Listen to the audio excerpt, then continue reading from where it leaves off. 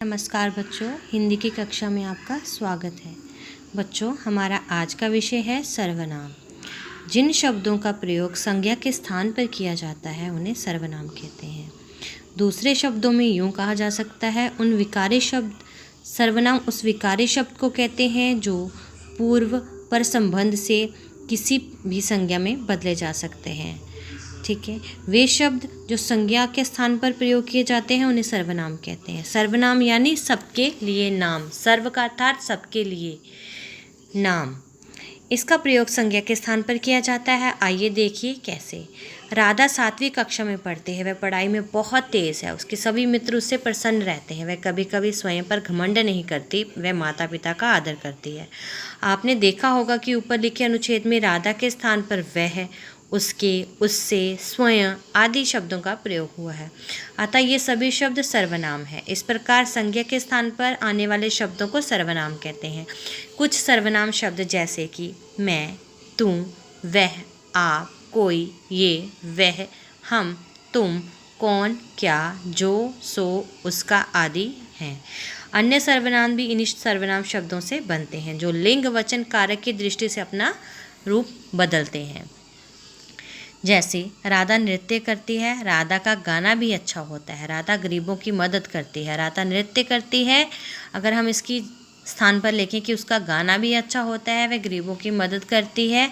आप, अपना, ये, इसका, वह, उसका, ये सब सर्वनाम शब्द हैं। इसके कुछ अन्य उदाहरण भी नीचे दिए गए हैं। सुभाष एक विद्यार्थी है। उपयुक्त वाक्यों में सुभाष शब्द संज्ञा है। इसके स्थान पर वह, उसके, उसे, अगर हम उसे लिखें कि वह रोज़ स्कूल जाता है, उसके पास सुंदर वस्त्र है, उसे घूमना बहुत पसंद है। अर्थात हमने सुभाष के स्थान पर वह, उसके, उसे, इन 3 सर्वनाम शब्दों का प्रयोग किया। ये जो शब्द हैं ये सर्वनाम शब्द कहलाते हैं। सर्वनाम के भेद। चलिए हम सर्वनाम के भेद पढ़ते हैं। सर्वनाम के 6 भेद होते हैं। सबसे पहले पुरुषवाचक सर्वनाम, निश्चयवाचक सर्वनाम, अनिश्चयवाचक सर्वनाम, संबंधवाचक सर्वनाम, प्रश्नवाचक सर्वनाम और निजवाचक सर्वनाम। सर्वप्रथम हम पुरुषवाचक सर्वनाम के बारे में पढ़ते हैं। जिन सर्वनाम शब्दों से किसी व्यक्ति का बोध होता है उसे पुरुषवाचक सर्वनाम कहते हैं। अर्थात दूसरे शब्दों में यूँ कहा जा सकता है कि वे शब्द जो बोलने वाले, सुनने वाले या जिसकी बात की जा रही है उसके विषय के लिए प्रयोग किए जाते हैं, सर्वनाम पुरुषवाचक सर्वनाम कहलाते हैं। पुरुषवाचक सर्वनाम 3 प्रकार के होते हैं। सबसे उत्तमवाचक, मध्यम और अन्य।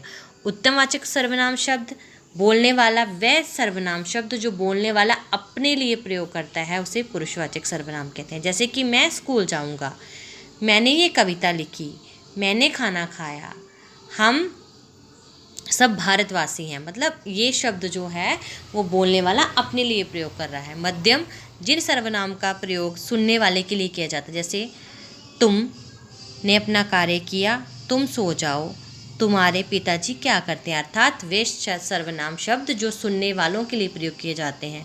और तीसरा है अन्य पुरुषवाचक सर्वनाम। जिन सर्वनाम शब्दों का प्रयोग किसी अन्य व्यक्ति किया जाता है उसे अन्य पुरुषवाचक सर्वनाम कहते हैं। अर्थात वे शब्द जो बोलने वाला और सुनने वाले के अलावा जिसकी बात की जा रही है उसके लिए प्रयोग किए जाते हैं, उन्हें अन्य पुरुषवाचक कहा जाता है। जैसे वह मैच खेलेंगे, नहीं खेलेंगे। अर्थात जिन के बारे में, किसी और के बारे में हम बात करें कि वह मैच नहीं खेलेगा। तो चलिए दूसरा है आपका निश्चयवाचक सर्वनाम। निश्चयवाचक सर्वनाम, सर्वनाम के जिस रूप से हमें किसी बात या वस्तु का निश्चित रूप से बोध होता है उसे निश्चयवाचक सर्वनाम कहते हैं। जिन सर्वनाम शब्दों से वक्ता के पास या दूर की किसी वस्तु के निश्चय का बोध होता है उसे निश्चयवाचक सर्वनाम कहते हैं। जैसे कि ये, वह, ये आदि। तनुज का छोटा भाई आया है, ये बहुत समझदार है। उपयुक्त वाक्यों में यह और वह किसी व्यक्ति का निश्चयपूर्वक बोध कराते हैं।